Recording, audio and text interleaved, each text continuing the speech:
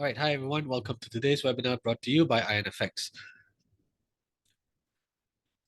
All right, we're just going to be starting it shortly now. Just give me a minute. Just set things up. Let's see, here we go.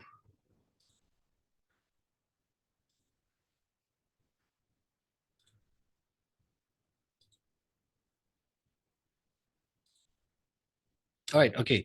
Hi everyone. Thanks for tuning in and welcome to today's live trading session brought to you by IronFX. Before we start, please take note of the disclaimer and the risk warning as well. The information in this webinar should not be considered investment advice or an investment recommendation, but instead educational material only. Right. My name is Ketan Ramachandra. So this webinar series is brought to you in a special partnership between IronFX and Everest Fortune Group, where we have been the finalists for Best FX and Equity Research for the following years, 2019, 2020, and 2021. Right. Before we dive into the charts and trading view, let's take a look at some of the key economic events that are lined up for today and tomorrow as well. Right. We've got GDP data and unemployment claims out of the US later today. And we have the PCE price index as well tomorrow. So PCE price index is the personal consumption expenditures index. It is basically an inflation gauge, and is also the Fed's preferred measure of inflation as well, right? We have the Bureau of Labor Statistics, which releases the CPI data that was released 2 weeks ago. And we have the Bureau of Economic Analysis that releases the PCE price index. Now, this is also very closely watched by the Fed as well. Right, here's the calendar for today and tomorrow, right? This calendar, this is the economic calendar from Forex Factory. And take note, I'm on GMT time here. So we have preliminary GDP data that's going to be released along with unemployment claims at 12:30 p.m. GMT later today. We've also got Tokyo CPI that's going to be released much later today at 11:30 p.m. GMT. And of course, we've got a few other data points as well. We've got manufacturing, we've got PMI reports out of China tomorrow, the flash CPI reading for the month of May as well in the Euro area. And of course, we have PCE price index as well. Right, we won't cover all the events, all the major events, but we'll just quickly take a look at GDP, unemployment claims, and the PCE price index. Now, back on 25th of April, right, about a month ago, the advanced estimate for US GDP for the first quarter of 2024 was released, and it came in at 1.6% here. So the initial forecast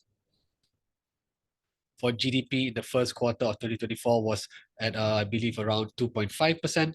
However, the advanced estimate showed the result coming in at 1.6%. Now, the preliminary estimate is showing a further slowdown in GDP output, dropping to 1.2%. So you can see here, initially, back prior to the release of this first quarter GDP data on April 25th, the estimate was at 2.5%, right? Market estimates for US GDP to grow 2.5% in the first quarter of this year. However, the reading missed the estimate, and we only saw an output of 1.6%, which highlighted the slowdown in the first quarter of 2024. And however, now when we look at the preliminary estimate, is showing a further slowdown in the US economy in the first quarter. Right, you can see here quite clearly, it grew. The US economy had a strong growth in the third quarter of last year, coming in at 4.9% and 3.4% in the last quarter of 2023. Now, the reading was initially supposed to come in at about 2.5, or the market estimate was at 2.5. It came in at 1.6, and now we have a preliminary reading of 1.2%. So you can see economic activity has slowed down quite significantly in the first quarter in the US, and this is also likely to cause some weakening in the US dollar. So remember, slower GDP output means less activity, business activity, right? So that's quite likely going to cause the US dollar to lose some value as well, right? In the near term, right? It's going to function as a near term bearish catalyst for the US dollar. Now, moving on, we have unemployment claims that are going to be released at the same time as well. 3 weeks ago, unemployment claims jumped higher, right? It came in at about 231,000, much higher, sorry, much higher than its estimate of about 210,000.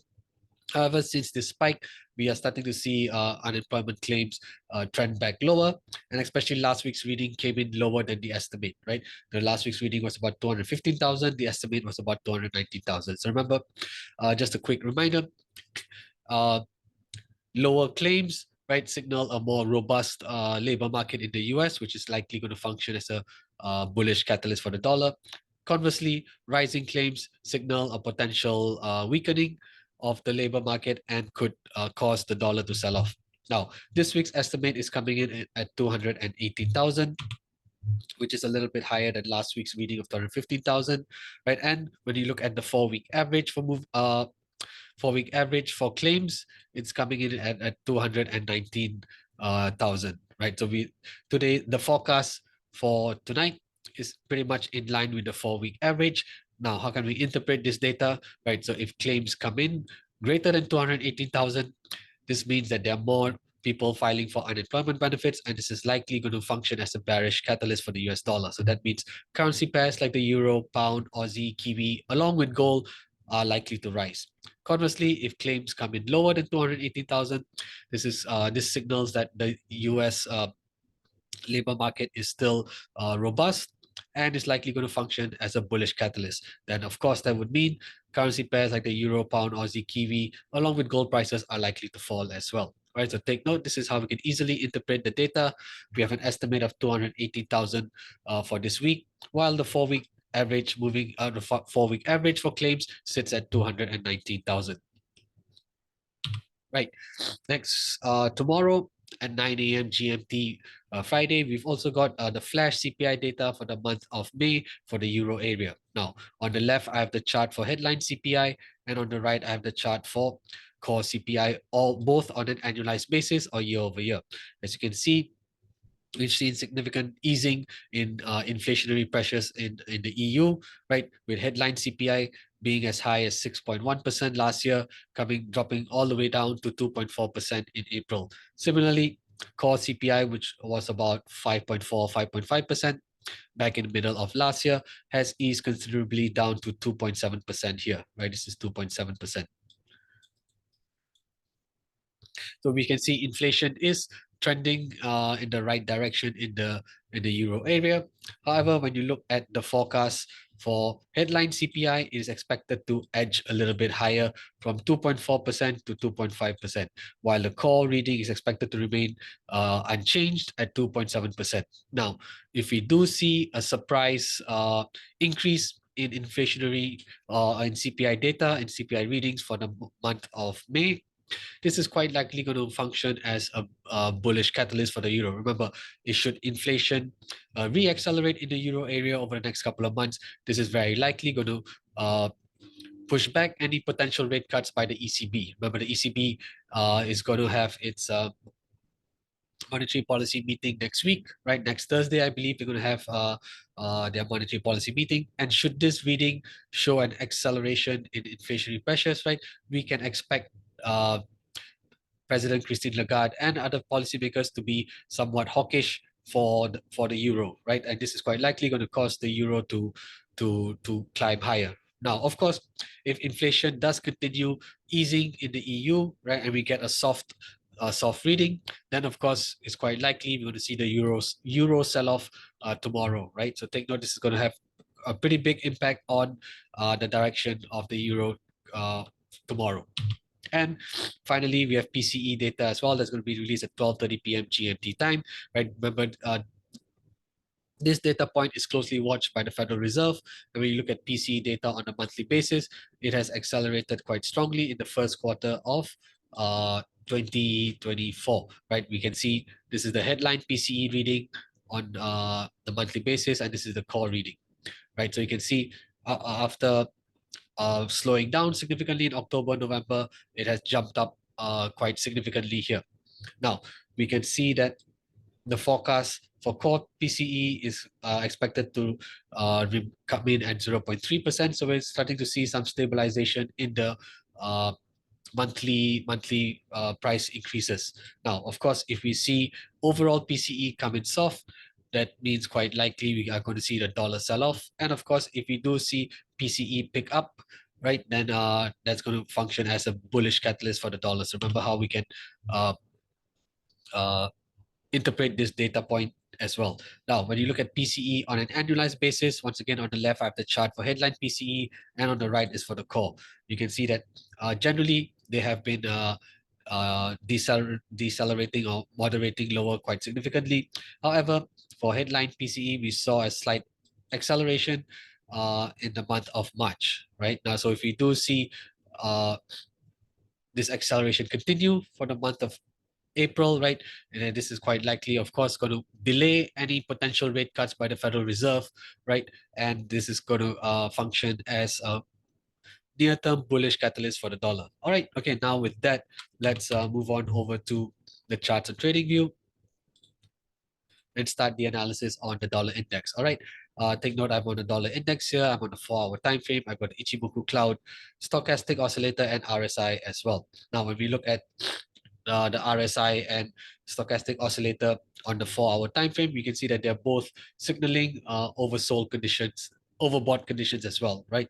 When we looked at it in the past, when RSI and when stochastic and RSI signal oversold conditions, for example, such as this one here in back in May of well, back on 1st of May, and then similarly here as well on the 9th of May, and over here as well on the 23rd of May, we have seen a strong bearish reversal for the dollar index. Now, this is something that we have the indicators indicated yesterday as well, right? Yesterday we saw RS stochastic and RSI indicate potential overbought conditions, so signaling a potential top here. Not only did it signal uh, uh, overbought conditions, and at the same time, we could see the dollar index was actually reaching previous resistance level as well, right? You can see back last week, 23rd of May, the dollar index climbed above 105,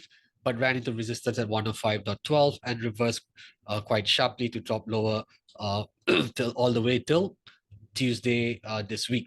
Similarly, as the dollar index rebounded on Wednesday and well, pretty much on Tuesday and Wednesday, it once again ran into resistance at this pullback resistance level here. Actually, if I stretch it all the way back to the 7th of May, you can actually see this is actually an overlap level here. We can see the dollar index finding support on the 7th of May, 13th of May, after which it proceeded to function as resistance here. We can see a swing high resistance, right? A nice swing high resistance that occurred last Thursday as well.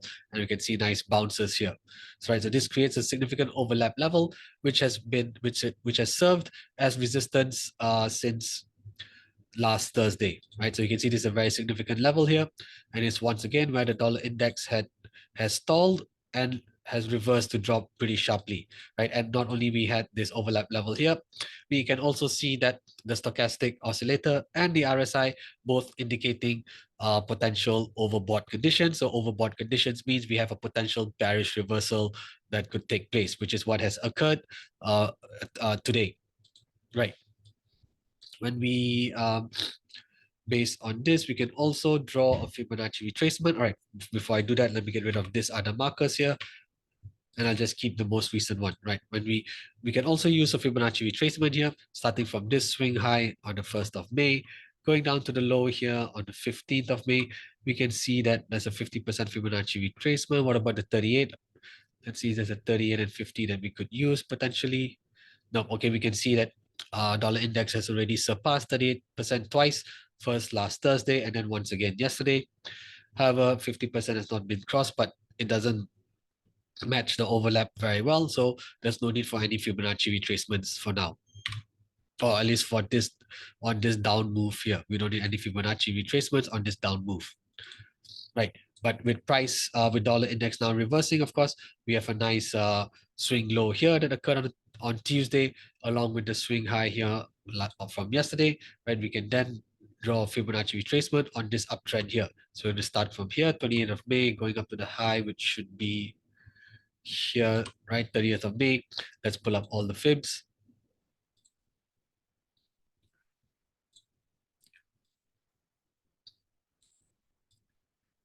And see where could be the any intermediate support levels as well. Quite clearly, of course, the first major support is going to be this swing low that occurred on Tuesday, right at 104.42. That's where the first major support sits for the dollar index. And of course, you can highlight it as a zone here because of the wick that drops all the way down to 104.33. And of course, with this swing low here taking place on the 15th of May, this is quite naturally going to be our second support. And once again, we have the wick dropping as low as 104.08. So we'll just highlight this as a zone as well.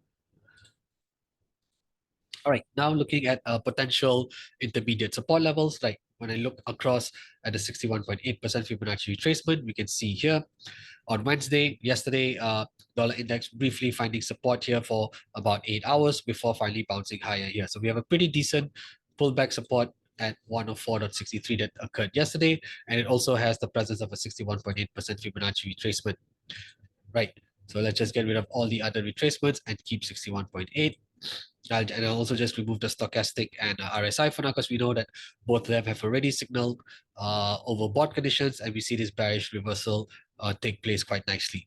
Now, when we just look at it here on the 4-hour time frame, we can see that dollar index is falling. And okay, maybe I'll keep the 50% as well. Let's just keep the 50%. I'll explain why, because I see a pretty decent support zone as well between 104.74 and 104.63, right? You can see that the 50 and 61% Fibonacci retracement levels have identified a pretty decent support zone, right? An intermediate support zone. And this is a level here, right? This level here is something that we can use to identify as a potential take profit level. Now, if you have gone short on the dollar index, right, you can see the first, this prior 4-hour candle turning red.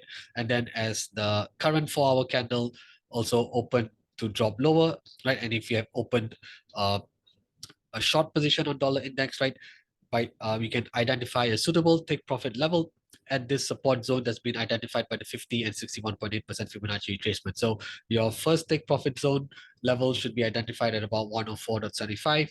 And then after that, the next level should be at 104.60. And of course, we can see the top of this wick here climbing as high as 105.18. So ideally, your stop loss should be placed about 10 pips just above the top of this wick here. So that means your stop loss should be identified at 105.28.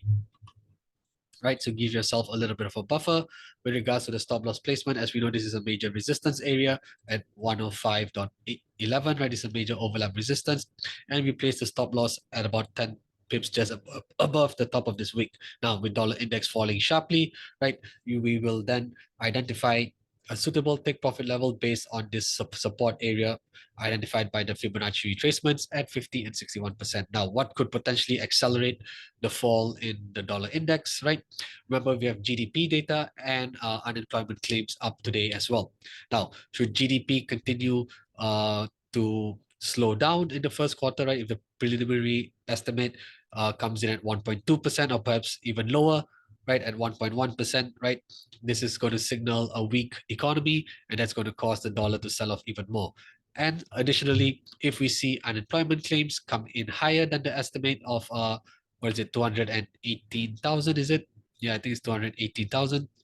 Right, if we see more claims than originally anticipated, this signals a weak labor market in the US, or potential signs of a weaker labor market in the US, which again is going to cause the dollar to sell off. So we may have a scenario where GDP data misses its estimate and claims come in higher than the forecast, both of which would potentially cause an acceleration in the sell-off of the dollar index, right? So the dollar is quite likely to come under heavy selling pressure should we see a set of data results as well as what I've mentioned just now, right? Now, obviously, the opposite can happen as well if GDP data surprises to the upside and claims come in lower as well, right? If claims come in lower, that may signal or that may trigger stronger demand for the dollar, and that means this current drop in dollar index that we're currently seeing may stall, and of course we may see a potential reversal as well. So take note of how the data can work in your favor if you've already gone short on the dollar index, right? If the data goes in our favor, we're likely to see dollar index sell off or accelerate even further, right? We can expect the bearish momentum to accelerate and drop lower. And then should that happen, we would identify the take profit level at the 50 and 61.8% Fibonacci retracement zone here, right? Okay.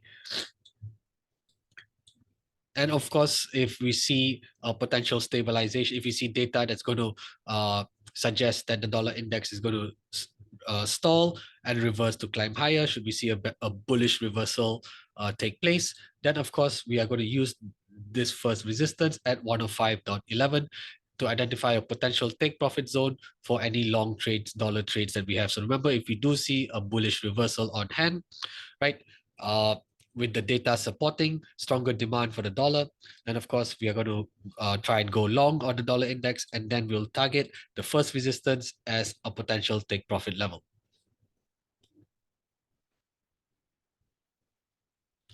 Right, so these are the key levels on the dollar index, right, on the 4-hour time frame, and also how today's data, right, particularly GDP, US GDP, and unemployment claims is likely to drive the direction for this index. Right, okay, let's move on over to Euro, since we also have CPI data out of the Euro area tomorrow. So similarly, when you look at the Euro on a 4-hour time frame, and you look at the stochastic and RSI indicators, both of which yesterday signal oversold conditions as well. So when you have stochastic dropping below 20, RSI coming close to 30, or even dropping below 30, right? These two, when these two indicators line up like this at such levels, right? At these levels, they indicate high probability oversold condition. So that means we're quite likely to see this fall in this drop in the euro come to a standstill, right? It's likely to find support, stabilize, and potentially reverse to bounce higher, right? So this is what has happened on the prior 4-hour candle here, right? And when not only that, right, it also found support. Not only did the stochastic and RSI indicators indicate oversold conditions, we also have identified a pretty decent pullback support level here at 1.0799, or pretty much at 1.08, right? We can see previously back on 3rd of May, the euro running to resistance here, and once again running the resistance on the 13th of May at the level of 1.0800, right? So this level here previously functioned as a strong pullback resistance here before the euro finally broke higher. And then over here on the 23rd of May, we can argue that the euro managed to find support just above this level. So what was previously a pullback resistance level then started to function as an overlap support level, which is where the euro has once again found a very good stabilization point to bounce higher as well. So we had the overlap support level that was identified on 24th May to help us identify a potential support zone for this week.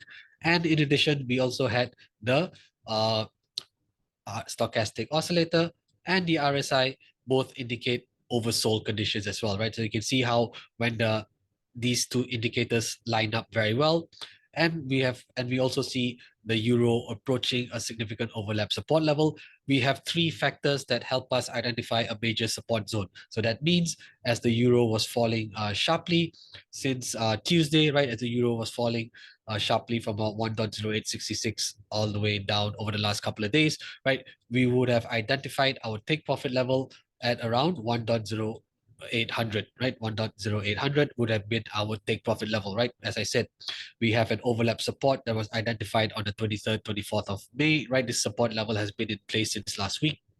We also had RSI and stochastic indicate oversold conditions as as the euro was falling sharply down over the last few days, especially today, right? And all three factors point to a potential stall or potential support zone. That means this is where the take profit level for any short euro trade should have been identified, right? And if it done that, so right, we can see with the euro rebounding quite strongly now, right? This would have been a very good place to exit the short euro trade, right? All right, let's just tidy up the chart a little bit, and then yeah, let's identify the other major support levels here. So, okay, so obviously, naturally, quite clearly, the first major support for the euro still stands at 1.0800, of course, right? Although we can see price breaking slightly below here for these two candles, but generally we can see that this level has indeed functioned as a strong support level, right? It's a strong overlap support level. We also had the RSI and stochastic indicate oversold conditions. Now let's remove them for now and then just focus the analysis without them, without these two indicators, right? Okay, now we can also draw a Fibonacci retracement, right? Starting from here, this swing low on the 1st of May, going up to the high here on the 15th. Let's pull up all the fibs. I believe there's a 38% that we can use, right? So as the euro made this high here on the 16th of May and was retracing lower, pulling back, we have drawn the Fibonacci retracement as well. So not only did we have this overlap support level after the 24th of May, right, even before this support level at 24th of May, we can see there was a support level identified by the 23 and 38.2% Fibonacci retracement as well. So you can see that the 23% Fibonacci retracement identified a nice support level here as well. So when the euro was pulling back, about 2 weeks ago, right? Looking at the 23.6% Fibonacci retracement, this would have been identified as the first take profit level for the short euro trade. And this is where the euro did bounce very nicely, right? It found support here and bounced very nicely again. And of course, when you look at on the 4-hour time frame as well, right? The RSI and stochastic indicated overbought conditions. So as you can see here, as the euro was rising strongly on Tuesday, from Monday to Wednesday, right? We had the the stochastic oscillator as well as the RSI both indicating overbought conditions. You can see stochastic climbing as high as 98 and RSI hitting 83 as well, right? Indicating overbought conditions.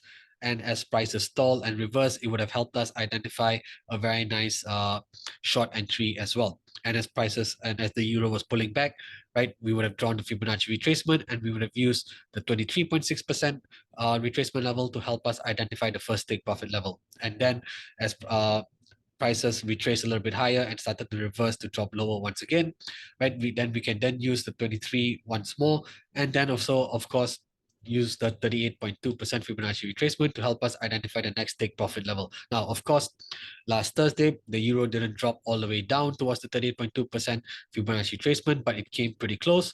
And as price started to stabilize around this level and reverse to move higher, it should have told us that, okay, it's time to exit the short euro trade as well. And not only did we see price reverse stabilize around this level, we also saw the stochastic oscillator drop below 10, right, indicating potential oversold conditions as well. So once again, you can see how a previous pullback resistance level functioned as support. We had the 38.2% also identified, adding significance to this level. And at the same time, we can see stochastic oscillator also indicate oversold conditions as well. So you have several factors that help us identify a major support area for the euro last Thursday and Friday, which is where we should have exited the short trade as well. So similarly, this is what happened today as well, right? Similarly, as price is the euro was falling sharply over the last couple of days, this overlap support level was still in place. The 38.2% is still valid, and we saw stochastic and RSI indicate potential oversold conditions once again. So this is very key and important as well to identify key support and resistance levels, because they then in turn help us to identify suitable take profit levels as well, right? There's no point trying. Of course, we wish price to drop as low as possible, but we know price never moves up and down in a straight line. There's always retracements along the way, right? So if we didn't identify this support level here, right, on 23rd of May, right, and you had not exited your take profit level here, you would have seen the euro retrace and coming back towards your buy entry, or even worse, going way above your sell, so coming back towards your sell entry, or even worse, climbing above the sell entry as well, right? No one wants to be in a position where you have a winning trade and suddenly the trade moves against you. It eats into your profits, goes into break even, or even worse, you end up in a losing position. So no one wants that, right? So it's very important to identify key resistance and support levels so that we can identify high probability take profit levels as well, right? We want to maximize our returns, right, and have a high hit rate. So we're going to do that by identifying key support and resistance levels, and then using these levels to identify the relevant take profit zones. Right. Okay. So now this is for the euro. Right. Okay. Let's now remove. Oh, also similarly, the stochastic oscillator indicated overbought conditions on Tuesday as well. And at the same time, you can see this was previously a pullback resistance here that was formed on Monday, right? This was a pullback resistance that was formed on Monday at about 1.0880. And is once again where the euro stalled on Tuesday, right? So you can see as the euro was retracing higher, it ran into a previous pullback resistance level, it stalled, and at the same time, we had the stochastic oscillator indicate overbought conditions as well. So this would also be telling us, so if you had gone long on the euro here on Monday onwards, right? If a Monday onwards you had gone long on the euro, as the euro was reaching this pullback resistance and stochastic hitting what is this 93, it should have been telling us that, oh, it's very likely we're going to see a potential stall in the rise for the euro, and we should be exiting the long euro trade around this level here at about 1.08. What is this? At about 1.0880, right? So remember, resistance levels can help us identify a potential take profits zones for the long trades as well, and using the stochastic oscillator as well here helps us identify that. Remember, don't you when the oscillator indicates oversold, overbought conditions, and at the same time you see that currency pair or that instrument reach a previous resistance level, then it is quite likely we are going to see a potential stall in the rising prices, and we may even see a reversal take place, right? And we saw a very nice reversal take place. So that means we would have entered short on the euro on Tuesday onwards, and you would have targeted the first support at 1.0800 as your take profit level. So that is why I say it's important, it's very key, I should say, to be able to identify significant resistances and support levels, because they really can help us identify high probability exit points as well.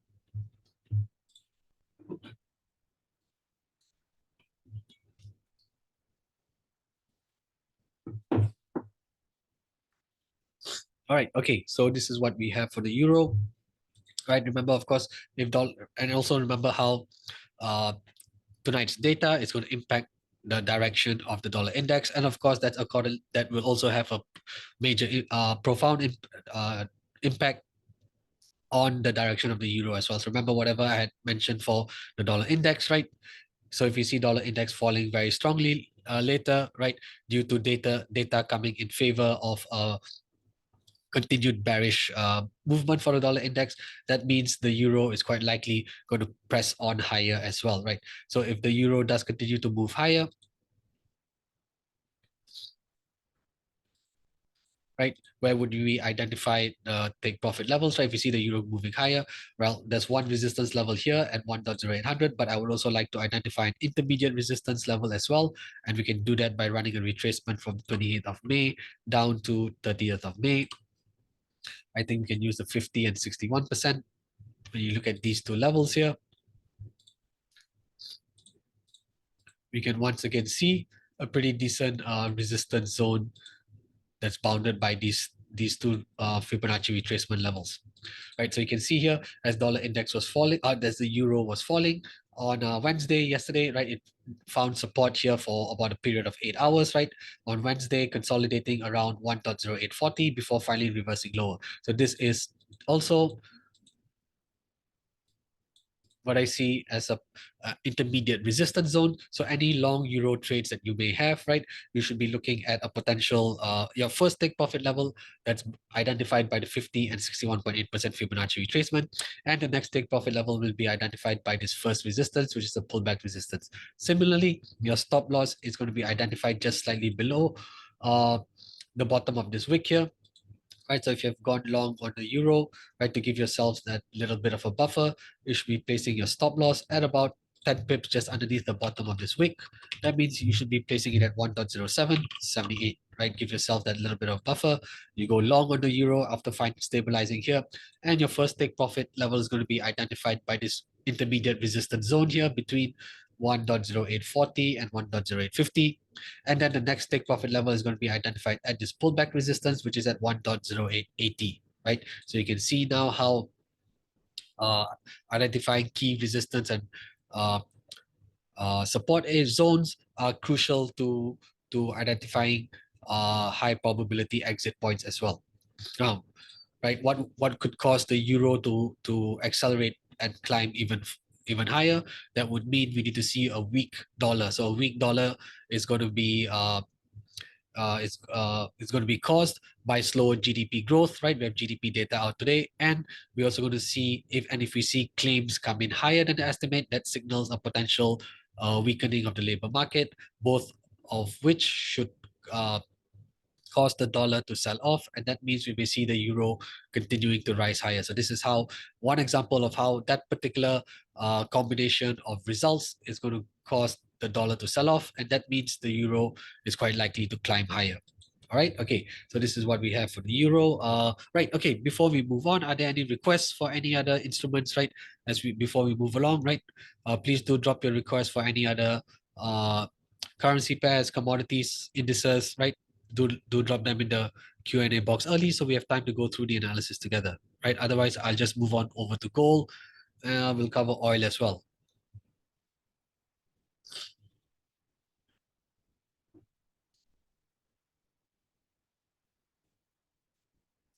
All right. Then let's move on over to gold. So similarly here, when you look at the stochastic and RSI indicator, right? Stochastic dropping as low as 7 today, and RSI also hitting 30, right? Both indicators lining up very well to indicate oversold conditions, right? But it is indicating potential oversold conditions, which is where gold prices have found support today, right? At $2,324 per ounce, right? Not only did these two indicators indicate a potential oversold condition, we also saw gold prices coming towards a pretty decent overlap level here, right? This is a pretty decent overlap support level, right? For gold, we can see it finding support here on 28th of April, after which it proceeded to function as resistance on 2nd of May, resistance again on 6th of May, after which it proceeded to function as support on 13th of May, and again on the 23rd of May. So that means as the gold prices were reversing and dropping lower, and if you had gone short on gold, because we have already previously identified this as a major overlap support level, we would have set our take profit at 2,332 to $2,331 per ounce as the take profit level here, right? And at the same time, we also saw stochastic oscillator and RSI indicate potential oversold conditions, all which point to a potential stall in falling prices and maybe even a bullish bounce as well. Now, similarly here, back just before on Tuesday as well, a stochastic oscillator hit or climbed above 80, and we saw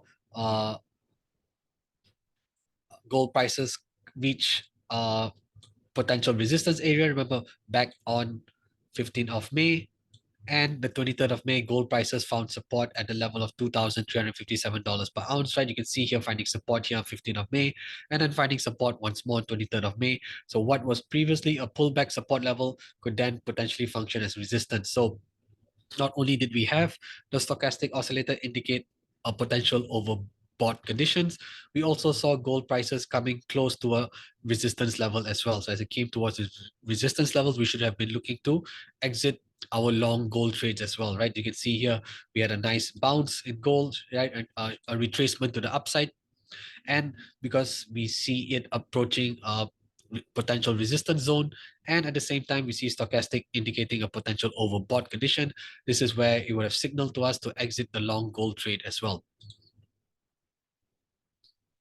Now similarly,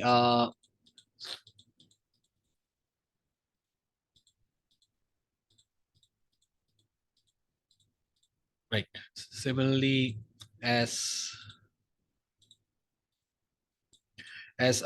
gold prices stabilized on last Thursday and started to retrace higher, right? We would have also drawn the Fibonacci retracement from this swing high on the 20th of May, going down to this swing low or this pullback low on the 24th, right? We would have also tried to identify resistance areas by looking at Fibonacci retracements, and we can see that the zone, the level around a 23.6% retracement did help us identify a potential zone as well. So you could see here, right? This is a pretty decent resistance zone that was identified by the 23.6% Fibonacci retracement, as well as the pullback support levels that occurred on 15th of May and the 23rd of May. So let's just keep 23 and 50. 50 because you can see here, this was previously a nice pullback resistance level here. So should we see a strong bullish bounce for gold prices and it clears 23.6%, for example, let's just hypothesize that it clears 23.6%, then the next resistance area is quite likely to come in at around $2,390 per ounce, right? Quite likely the next resistance area is going to come in here, which is also where the 50% Fibonacci retracement sits, right? So you can see we're using the combination of a pullback resistance that occurred on the 16th of May, together with the 50% retracement to help us identify a potential resistance area here. And of course, the first resistance is at this level at around $2,360 per ounce, right? This is why, right, it's important to identify this resistance level here prior to Tuesday, right? On Monday, right, as markets reopen on Monday, we saw gold prices retracing higher, right? We would have drawn Fibonacci retracement. We would have identified this pullback support level, which could then potentially function as resistance, and the 23.6% Fibonacci retracement, all helping us to identify a potential near-term resistance for gold prices here. So if you tried to capture the bounce on gold on Monday, right, you would have been quite successful. If you had I would say you would have been very successful if you had exited or identified your take profit level around the retracement level at 23.6%. Now, similarly, if we do see gold prices, a dollar continuing to sell off, remember, dollar index continues to sell off, we're likely to see gold prices being supported. So that means if you're going to go long on gold today, right, and we see it continuing to rise higher, you should identify your take profit level at around the retracement at 23.6%. So that means your take profit level should be identified around $2,354 per ounce.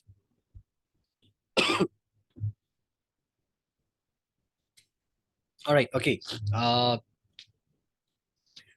Before we'll cover oil next, but before I do that, I'm just going to launch a poll as well. If you truly appreciate it, if you guys can give your feedback with regards to today's webinar. Right, and then we'll continue today's session with looking at WTI oil. And of course, if you have any other requests, please do let me know. I'll be more than happy to go through the analysis with you.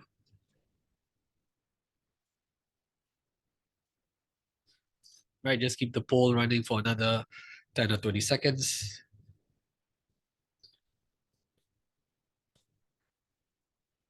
All right, great, everyone. All right, great. Thanks for the feedback. Truly appreciate it.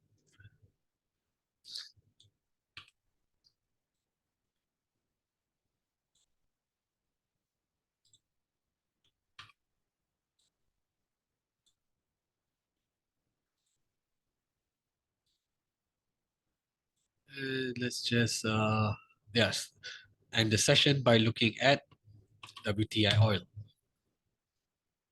Right, okay. So similarly for oil as well, right? On Wednesday as well, right? Sometimes like when you look at stochastic and RSI, you need to see both of them line up, because you can see here stochastic actually started to indicate potential overbought conditions as early as Monday, but WTI oil actually continued to rise higher, right? From about $78.50 per barrel to climb as high as $80.30 per barrel here, right? So if you had just exited uh, WTI oil, right? Remember, we saw a nice rebound since last Friday. If you had exited oil prematurely here, based just looking at the stochastic oscillator, right? We would have missed out on this opportunity here as well, right? And also, even worse, if it decided to go short on oil as well here, that would have been pretty naturally that would have not worked in our favor.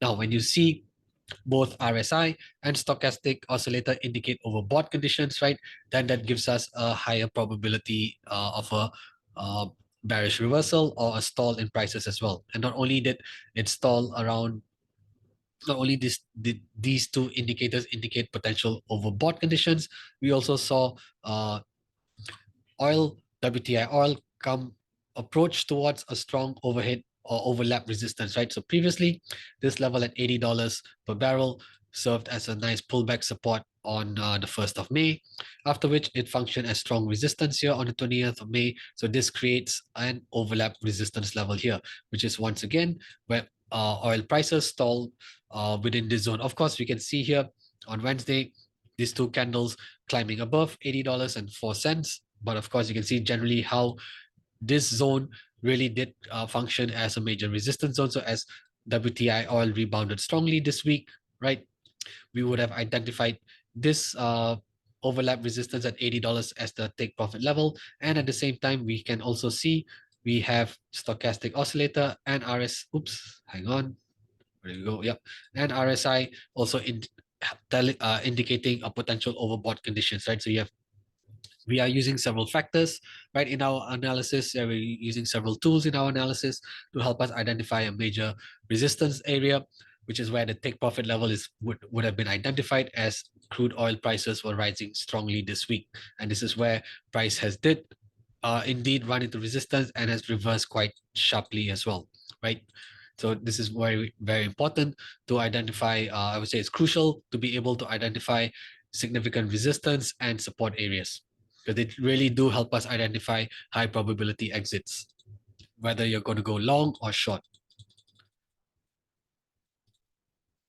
Now, okay, since we have identified the first resistance, right? We've identified the first resistance for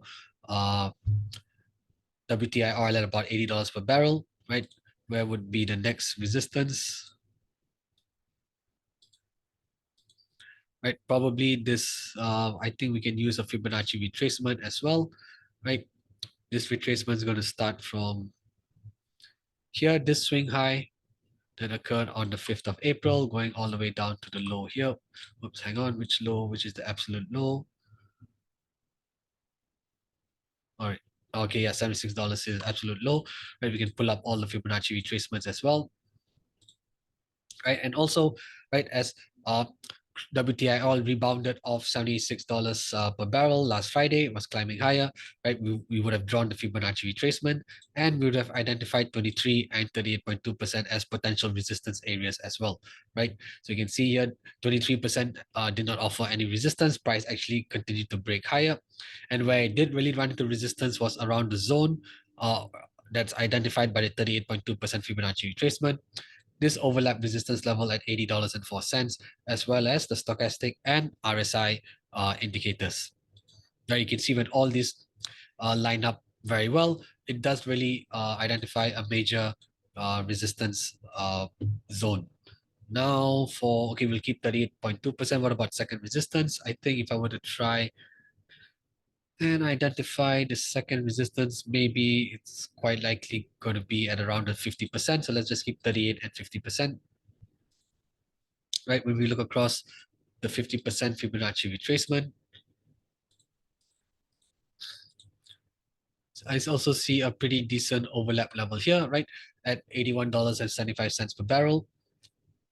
Previously on 25th of April, you can see crude oil prices find support at 81.75.